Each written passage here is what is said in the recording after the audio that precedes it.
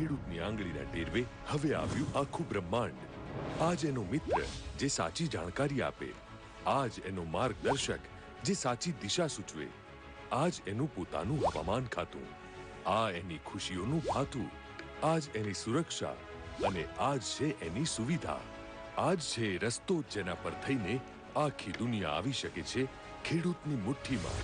આઈ ખેડૂત પોર્ટલ અને mobile app દ્વારા ખેડૂતોને કૃષિ વિષયક માહિતી, કલ્યાણકારી યોજનાઓ, હવામાન, કૃષિ પેદાશોનો બજાર ભાવ, ખાતર અને અન્ય અઢળક માહિતી મળી રહી છે આંગળીના ટેરવે. ગતિશીલ ગુજરાત.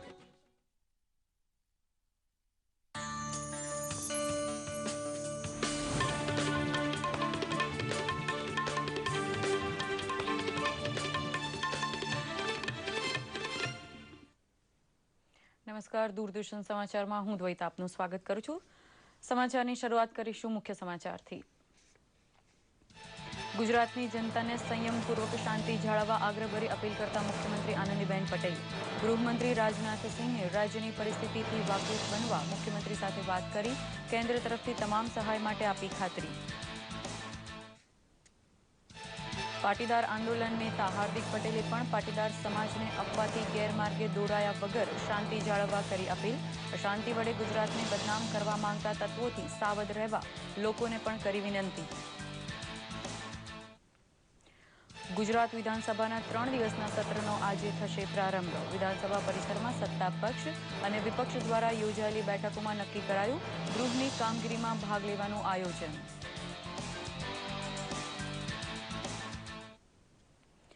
અને સંસદના ચોમાસુ સત્રની બીજી બેઠક બોલાવવા માટે રાજકીય પક્ષો સાથે પરામર્શનો પ્રારંભ કરતી મોદી સરકાર. જીએસટી સહિતના મહત્વના ખરડા પસાર કરાવવા માટે સંમતિ ઊભી કરવા શરૂ થયો પ્રયાસ. સમાચાર વિસ્તારપૂર્વક. મુખ્યમંત્રી આનંદીબેન પટેલે ગુજરાતમાં પાટીદાર આંદોલનને પગલે ઊભી થયેલી અશાંત પરિસ્થિતિ વહેલી તકે થાળે પાડવા ધીરજપૂર્વક શાંતિ જાળવવા જનતાને અપીલ કરી છે.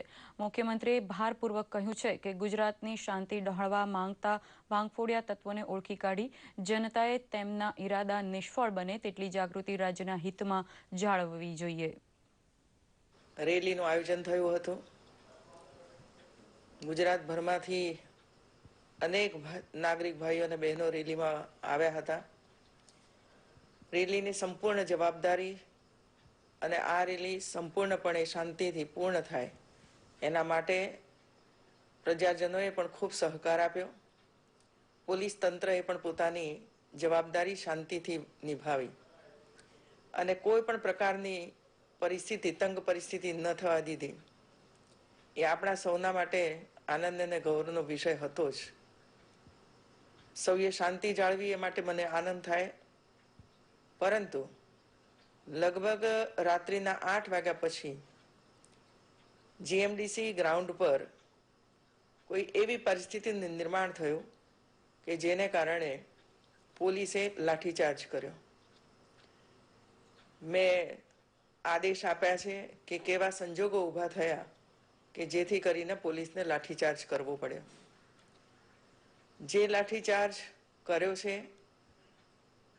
એની પાછળના કારણો શું હતા એના માટે જે અહેવાલ આવશે તો એના આધારે રાજ્ય સરકાર એમના ઉપર એક્શન લેશે જ.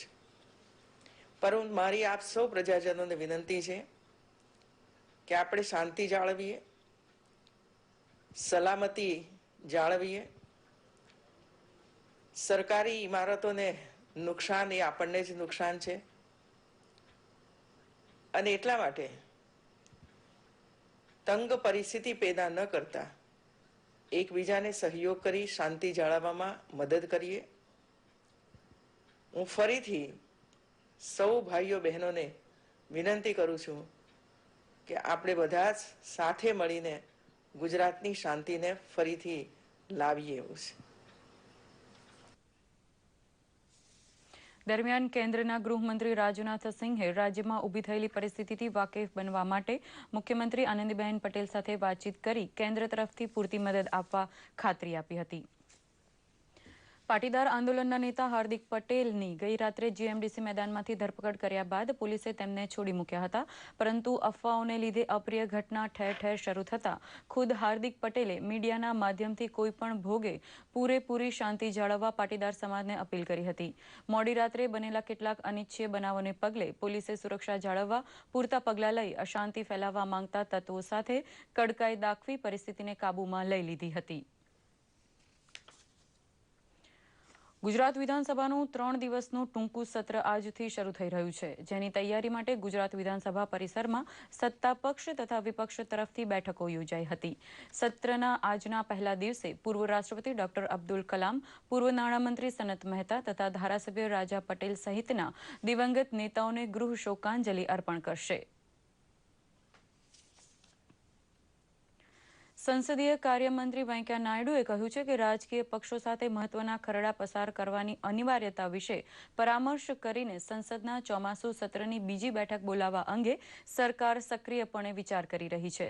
જીએસટી ખરડો મંજૂર કરાવવા માટે વિપક્ષના યોગ્ય સૂચનોનો સ્વીકાર કરવા સરકાર તૈયાર હોવાનું જણાવતા સાથે શ્રી નાયડુએ ઉમેર્યું હતું કે સંસદની કાર્યવાહી વિપક્ષે ચાલવા દેવી જોઈએ. કોંગ્રેસના નેતા મલ્લિકા અર્જુન ખડગે ચોમાસુ સત્રની બીજી બેઠક બોલાવાય તો સહકાર આપવાની કશી ખાતરી આપ્યા વગર જણાવ્યું હતું કે જીએસટી ખરડામાં કઈ કલમમાં શું શું સુધારા સરકાર કરવા માંગે છે તે વાંચ્યા બાદ કોંગ્રેસ આ અંગે વલણ સ્પષ્ટ કરશે. પ્રધાનમંત્રી નરેન્દ્ર મોદીની બાંગ્લાદેશ યાત્રાની ફળશ્રુતિ રૂપે બાંગ્લાદેશ ચેમ્બર ઓફ કોમર્સનું પ્રતિનિધિ મંડળ તેમના પ્રમુખ અબ્દુલ મતલબ અહેમદની આગેવાનીમાં ગુજરાત આવ્યું છે. અધિક મુખ્ય સચિવ અરવિંદ અગ્રવાલે જણાવ્યું હતું કે કપાસની વિપુલ ઉપલબ્ધિને કારણે તેઓ ગુજરાતમાં ગાર્મેન્ટ ઉદ્યોગ નાખવા તૈયાર થયા છે.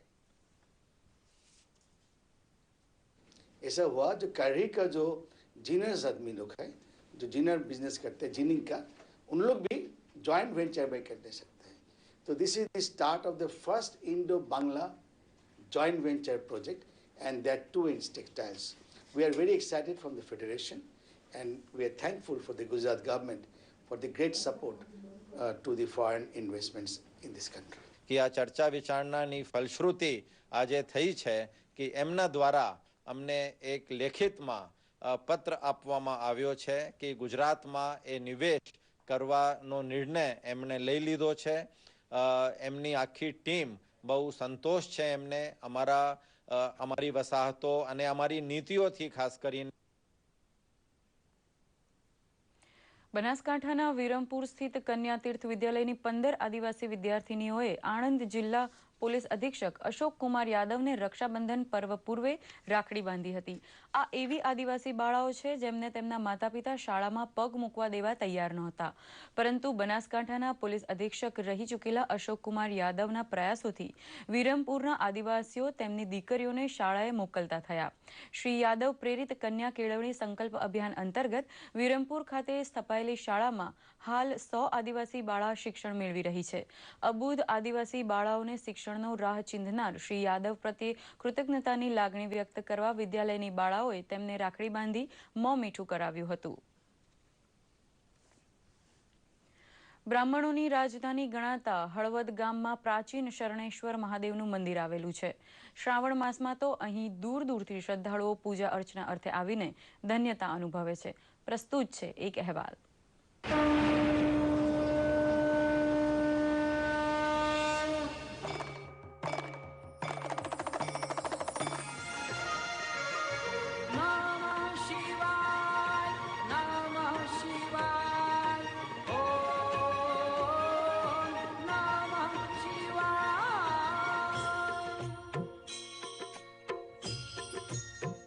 હળવદ ખાતે આવેલા 500 વર્ષ જૂના શરણેશ્વર મહાદેવનો મોટો મહિમા છે.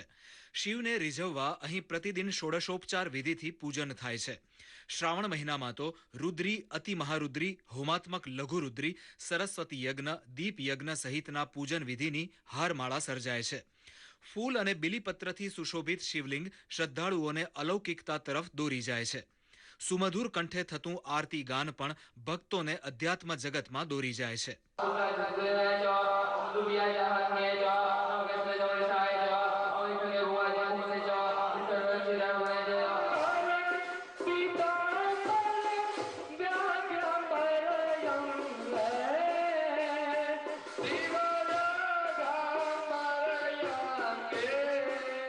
મંદિર સંકુલમાં જ આવેલી પ્રાચીન વાવ મંદિરનું ઘરેણું છે. ઝાલા રાજવી માનસિંહના સમયમાં ઈસવીસન 1527માં રેતીના પથ્થરથી તૈયાર થયેલી આ વાવ ગામની સહિયારી માલિકી છે. મંદિરના શિલ્પને જોતા ઈસવીસન 1803માં કેપ્ટન રોબર્ટ મેલ્વિમે તૈયાર કરેલું આ મંદિરનું ચિત્ર આજે પણ સચવાયેલું છે. શ્રાવણ મહિનામાં દૂર દૂરના અંતરેથી આવતા ભક્તો ધન્યતા અનુભવે છે. 500 વર્ષથી પણ વધારે પુરાણું છે અને વર્ષોથી આ મંદિરની અંદર અનેક ધાર્મિક કાર્યક્રમો થતા આવ્યા છે કે દરરોજ સવારમાં અહીંયા 16ઉપચાર વિધિથી રુદ્રાભિષેક પણ કરવામાં આવે છે. મંદિરની સેવા પૂજા ગામના બ્રાહ્મણો પરંપરાગત ધોરણે અવેતન રીતે જ કરે છે. મંદિર સંકુલમાં જ ચાલતી પાઠશાળામાં તેઓ અભ્યાસ કરે છે અને મંદિર સેવા પણ કરે છે. 5 થી 7 વર્ષથી અભ્યાસ કરું છું પાઠશાળાની અંદર. સાથે સાથે અહીંયા જે કંઈ પણ પ્રકારની પૂજા વિધિ અર્ચન અને મહાદેવજીની જે મહાપૂજાઓ થાય છે એ મહાપૂજાઓમાં હું સહભાગી બનું છું અને દરેક અહીંયા મંદિરની અંદર સેવકો સેવા એ નિઃશુલ્ક રીતે કરે છે. શ્રાવણ માસમાં થતી પૂજાઓ પછી મંદિર સંકુલમાં જ ભંડારાનું પણ આયોજન થતું હોય છે. દૂરના અંતરેથી આવતા ભક્તો અને ગ્રામજનો પણ તેનો લાભ લઈ શકે છે. અમદાવાદ ઘાટલોડિયાના રહેવાસી છે અમે. શ્રાવણ મહિના માસના સોમવારના દિવસે અમે એક દિવસ ફેમિલી સાથે અચૂક મહાદેવના દર્શનને પધારીએ છીએ. હળવદ તેની પ્રાચીન પરંપરાઓને હજી ભૂલ્યું નથી. મંદિર પરિસરમાં એ જીવતી પરંપરાઓના પણ દર્શન થાય છે. દૂરદર્શન સમાચાર, અમદાવાદ. સાબરકાંઠા જિલ્લાના વડરાડના શાકભાજી ઉત્કૃષ્ટતા કેન્દ્ર ખાતે જમીન અને માટી વગર શાકભાજી ઉગાડવાની પદ્ધતિ અંગે સેમિનાર યોજાયો હતો. ઇઝરાયલ નેશનલ એક્સેલન્સ સ્પેશિયાલિસ્ટ વેજીટેબલના શૈલી ગાંજેએ સેમિનારમાં આ નવતર પદ્ધતિ અંગે માહિતી આપી હતી. આ સેમિનારમાં રાજ્યના દરેક જિલ્લાના બાગાયત વિભાગના સુપરવાઇઝરોએ ભાગ લીધો હતો. રાજ્યના સંયુક્ત બાગાયત નિયામક ડોક્ટર C.K. પટેલની અધ્યક્ષતામાં યોજાયેલા આ સેમિનારમાં જમીન અને માટી વગર શાકભાજી કેવી રીતે વાવી વધુ સારું ઉત્પાદન મેળવવું, શાકભાજી રોગમુક્ત કરવા વગેરે પદ્ધતિઓ અંગે માહિતી આપવામાં આવી હતી.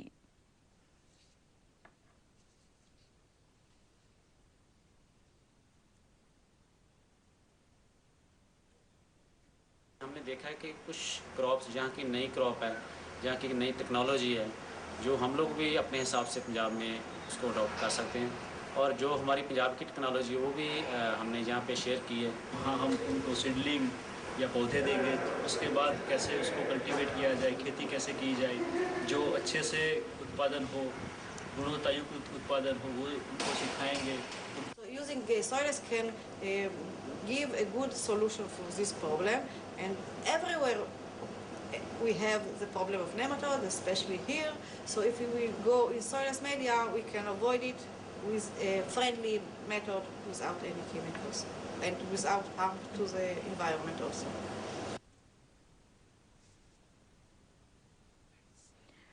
કોલડ્રોપની વધતી ગંભીર સમસ્યાને લઈ હવે કેન્દ્ર સરકાર પણ ગંભીર બની ગઈ છે. કેન્દ્રીય દૂરસંચાર મંત્રી રવિશંકર પ્રસાદે આ સમસ્યાનું સમાધાન લાવવાના ઉપાયો લાવવા મોબાઈલ કંપનીઓને આગળ આવવા અપીલ કરી છે. સાથે જ સોમવારે મળેલી એક ઉચ્ચ સ્તરની બેઠકમાં પ્રધાનમંત્રી નરેન્દ્ર મોદીએ તાત્કાલિક આ સમસ્યાને દૂર કરવા માટે કડક નિર્દેશ જાહેર કર્યા હતા. આ સાથે જ સરકારી ઇમારતોમાં મોબાઈલ ટાવર ઊભા કરવા માટે સરકાર વિચારણા પણ કરી રહી હોવાનું જણાવ્યું હતું.